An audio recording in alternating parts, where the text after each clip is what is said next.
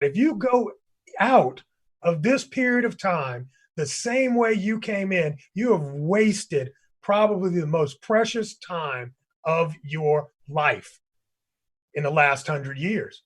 Just think about that. The last 100 years, we've not had anything like this where you could sit at home and basically get fed, because we're all getting fed right now, and figure out what it is you're going to do, what your next act is.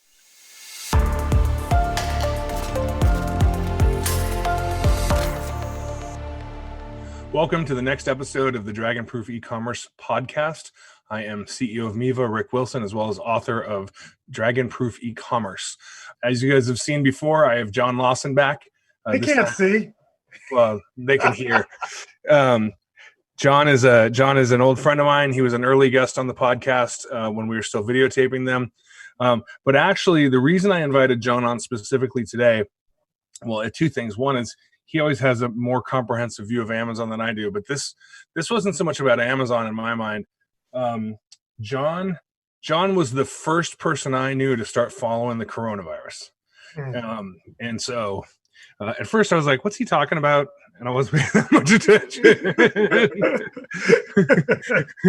He'd have his little Facebook icons up with watching the mask virus.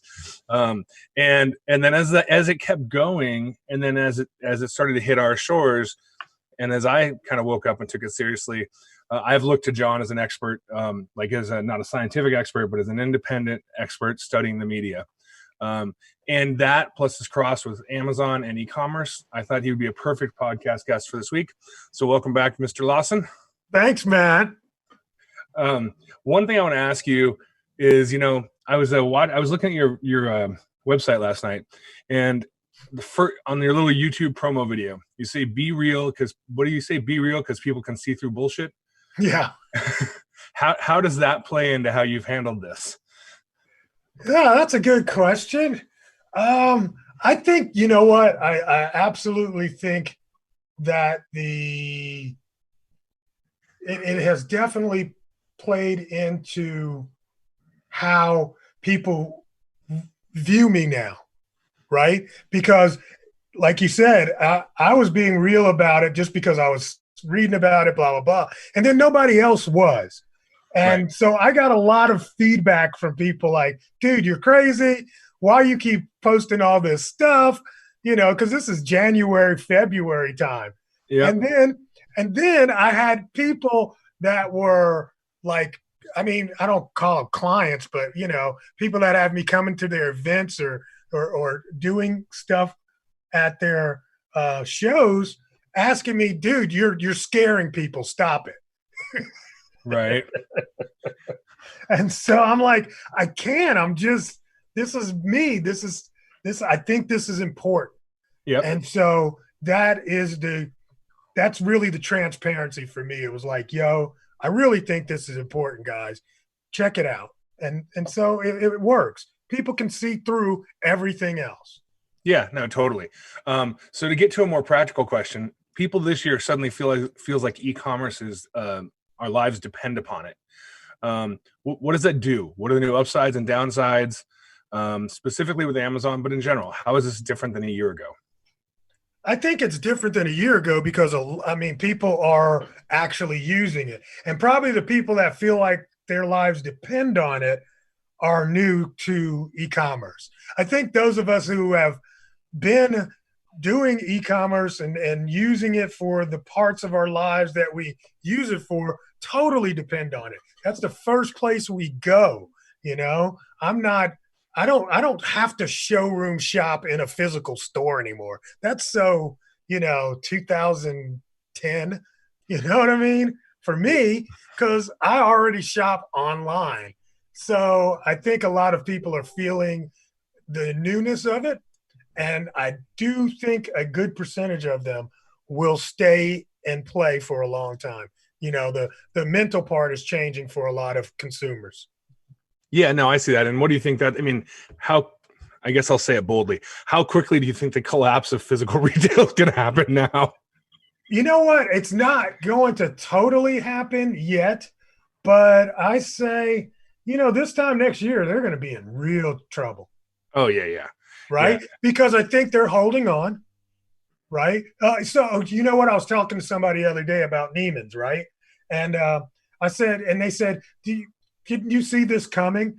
And I said, Neimans was going to be good through 2000, possibly 21, right? Definitely Right. through this year. They were going to hold on definitely through fourth quarter, right? And depending on how bad or good fourth quarter was, would determine next year. I'm like, this literally just threw fourth quarter out the window for them to the point they couldn't handle right now. They Yeah, had to go.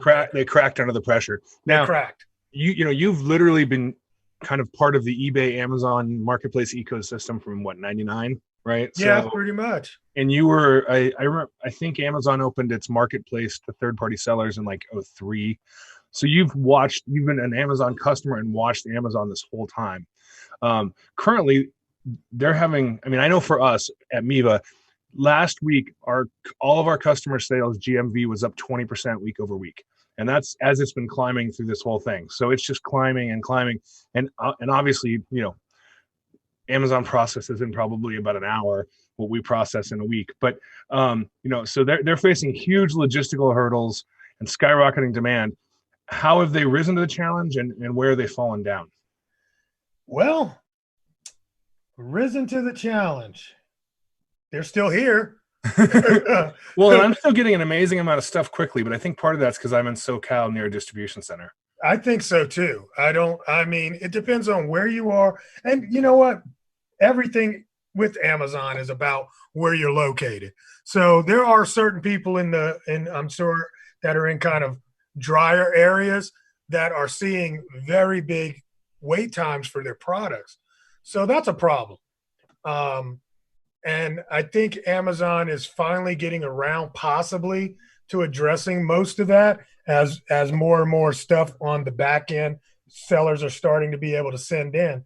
But I think that's been an issue for them. I haven't really seen, I'm sure Amazon as a company has done very well with AWS and web services. Yep. So that's definitely a bright area for them. We're not seeing brownouts for Netflix. Yep.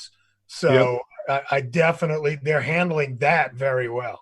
Yeah, as is Microsoft in that case. Yeah, but I don't know, the e-commerce thing. I really think the automation of it has put a real burden on them that they have to go back in and manually do things.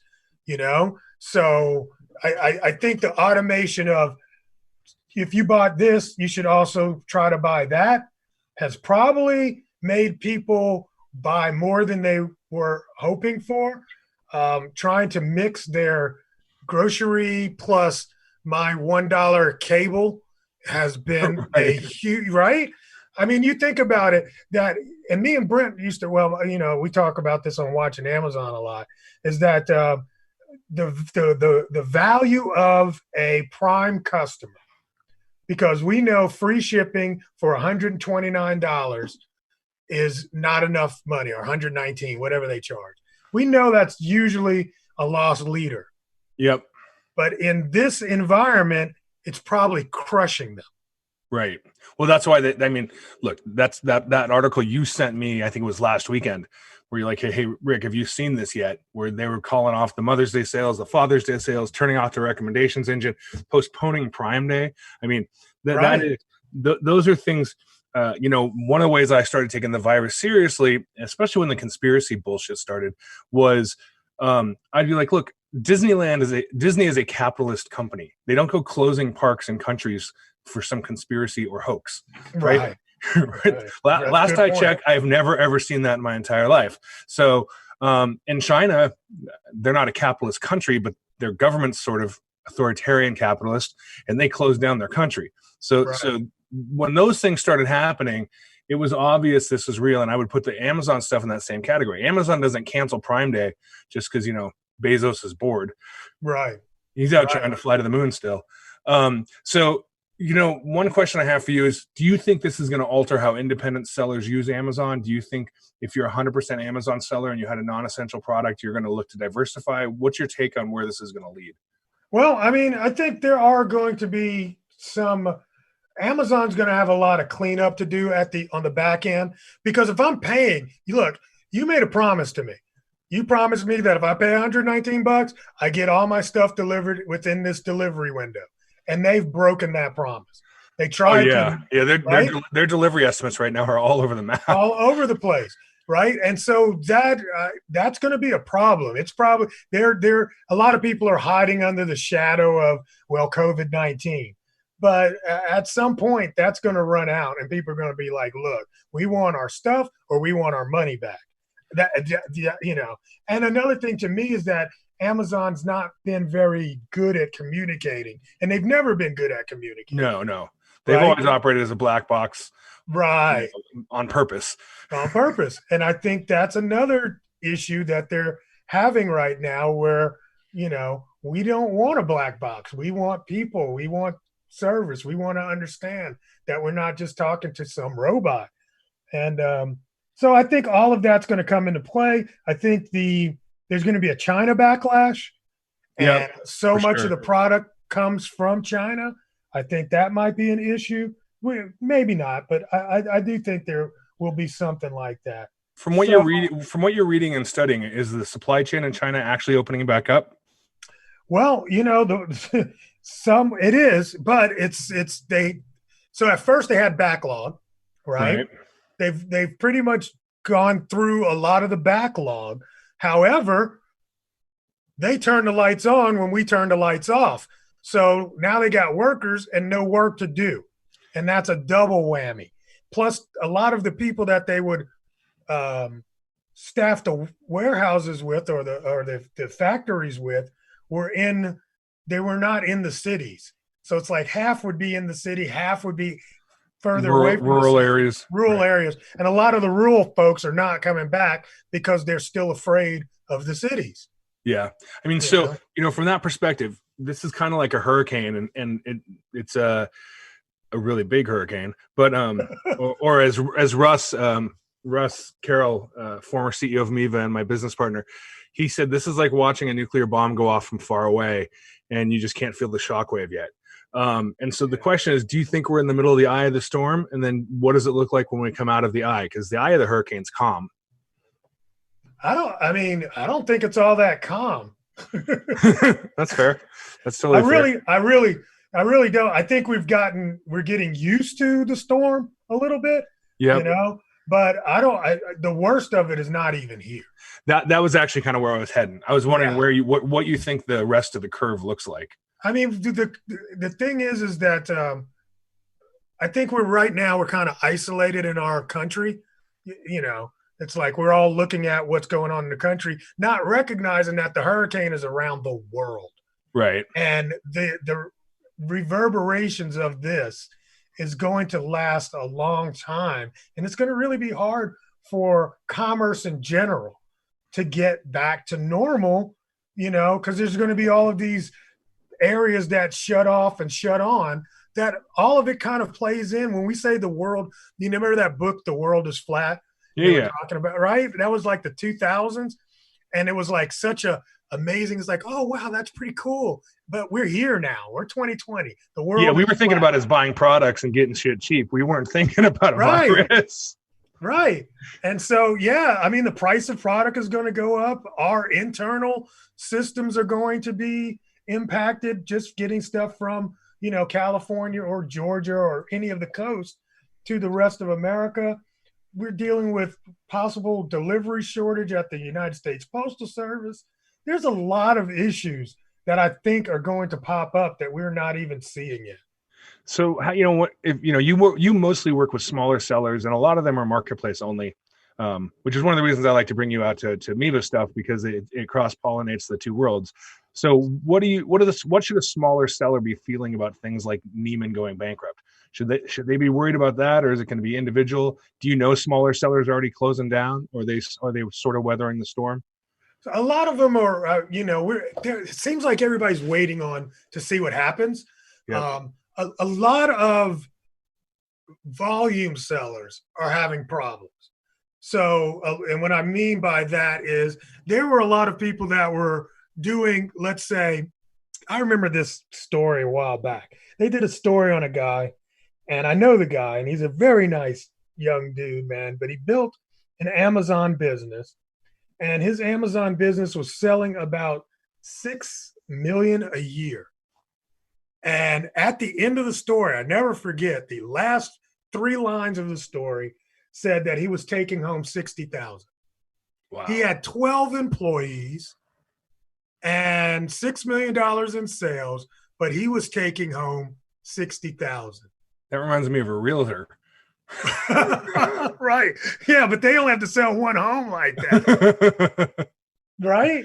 You sell a $6 million home, you take home 60 grand. Yeah, that's great. But you can sell a home over and over. But he was building, he had built a business that had employed other people, and their job really was to go out and source product from Walmarts and all of these places. So it's kind of a retail arbitrage play? It's retail arbitrage, totally retail arbitrage. And unfortunately, I'm sure that business is totally belly up. How would you even do that right now? You can't, for one, you can't go out. Right. Pretty much. And if you go out, you can't walk through with a cart full of toys like you used to, And how is he employing those 12 people? What is, I just can't even imagine. And there's a lot of businesses that were built that way. Then there's other businesses that were built on importing products from China. They had already went through hard times when China was going through, because if you didn't order, all of us that order from China, you need to get a shipment in before Chinese New Year, or you're screwed for 2 or 3 weeks, right?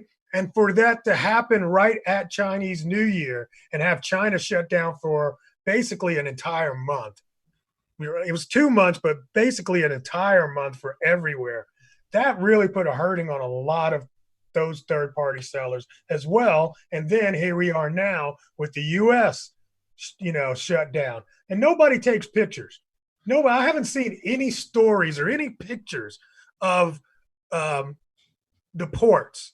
What's going on at the ports? There has to be so many ships backed up that need to get that stuff unloaded and shipped to other places. Nobody's talking about that because it's going to scare everybody.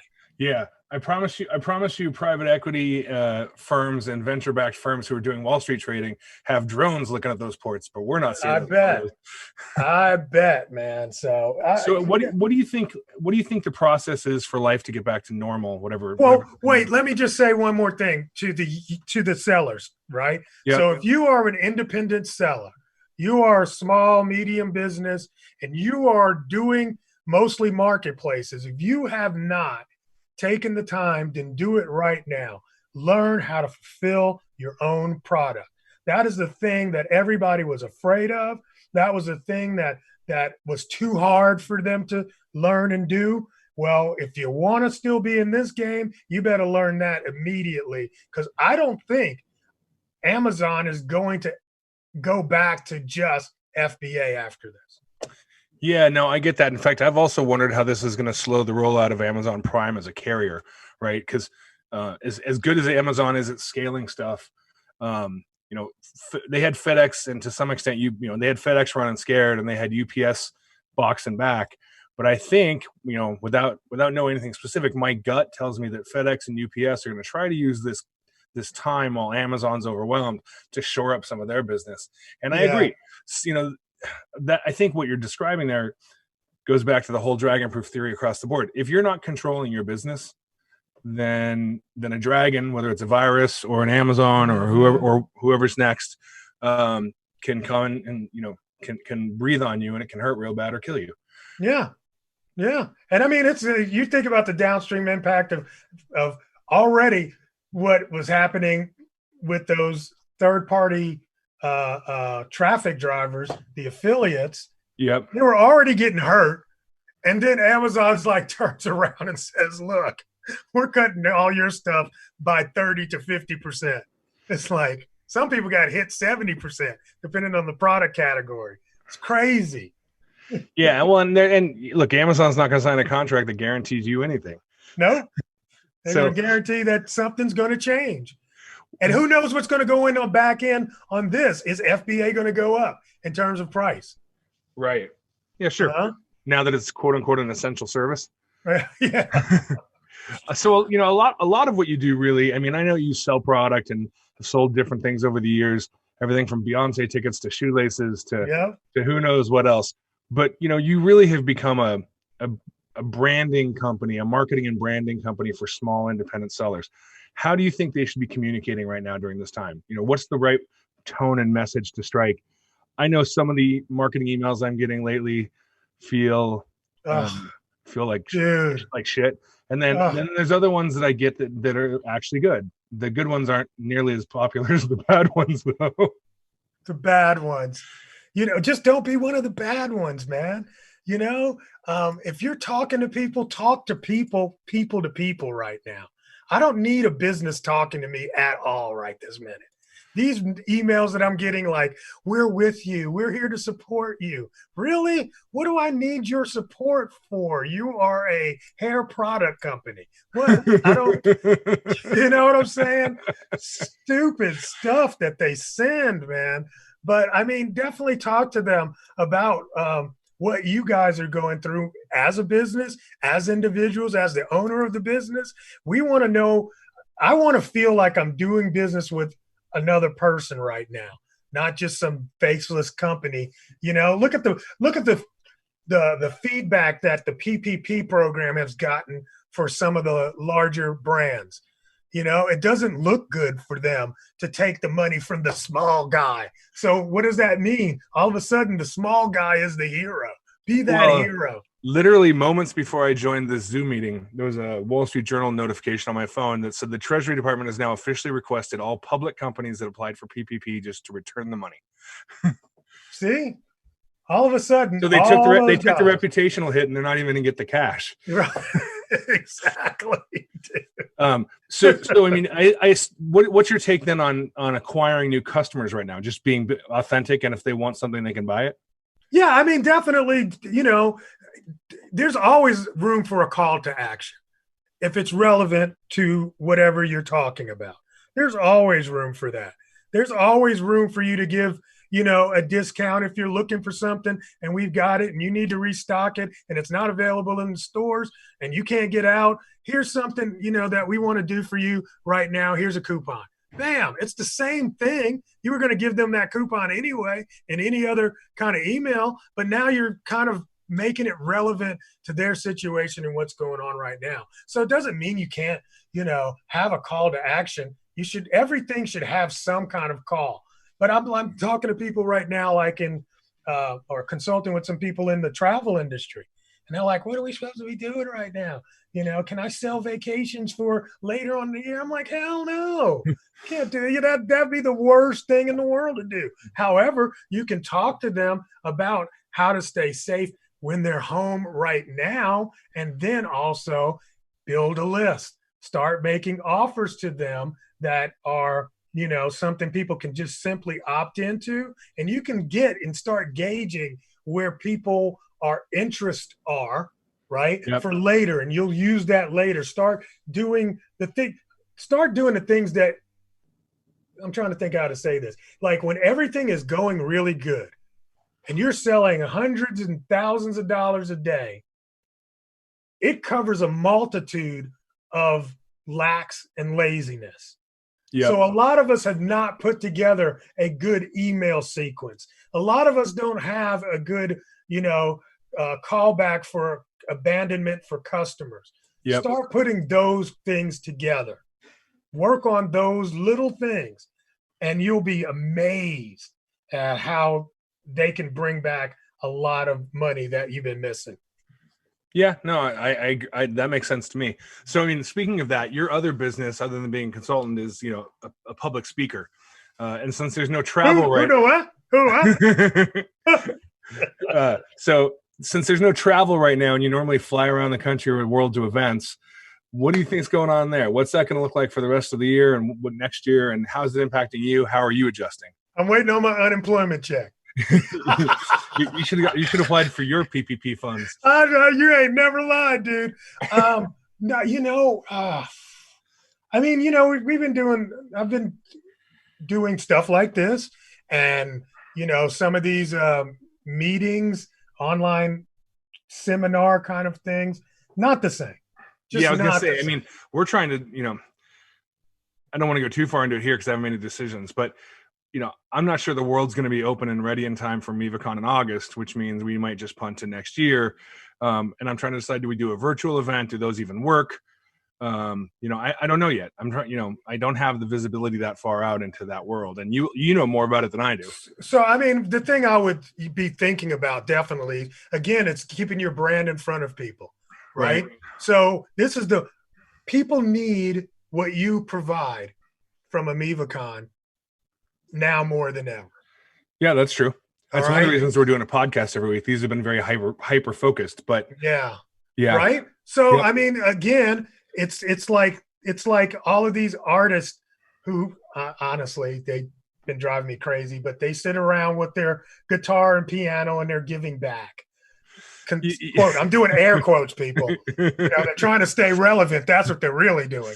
But the same thing, I mean, with your company and what you bring in that, you have the outreach and the ability to bring people that are experts that could really help those businesses along to get through this crazy time. So you might not have the people on that do SEO and all of Right. that because that doesn't make any sense. But we need to know how to manage our people, how to get Yeah, how to do work from home, how to fulfill yeah, stuff all when of you have to be those. far away from Yes, each other.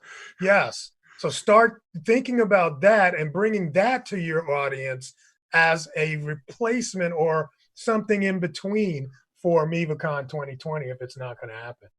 Yep. So, what are your expectations that, we've used the hurricane analogy, the worldwide hurricane. The other analogy I see when it comes to supply chain is this is like a snake, just a python just ate a bunny rabbit, and you're watching it move through the python. So Wow. what do you, that was a little gross, but whatever. Oh, that's good though. It's in my head now. What do you think e-commerce is going to look like the second half of the year? Like supply chain wise, logistics wise, do you have any visibility yet? You know what? I think my hope, my hope is that we won't we'll get the supply chain moving. It'll be slow through the snake, right? But everyone will start getting their deliveries as needed. It might be a little bit late, but they'll get them before our time. I think you got to start thinking about what the necessities are for your clients and customers versus what the you know ancillary auxiliary things that they used to spend money on because they just had it. A lot of people are not going to have it. I think the biggest impact right now, which a lot of people are not talking about, is unemployment. Yeah. That's going to impact e-commerce more than anything, in my opinion. Yep. Is just not the flow and people not feeling as confident as they always have been in the last few years. Yeah, look, I mean, anytime something like this happens, you shake confidence through the system. It's like that. Do you think every business should be reimagining itself right now, or should it be about patience and waiting for visibility, or some combo of both? Some combo of both.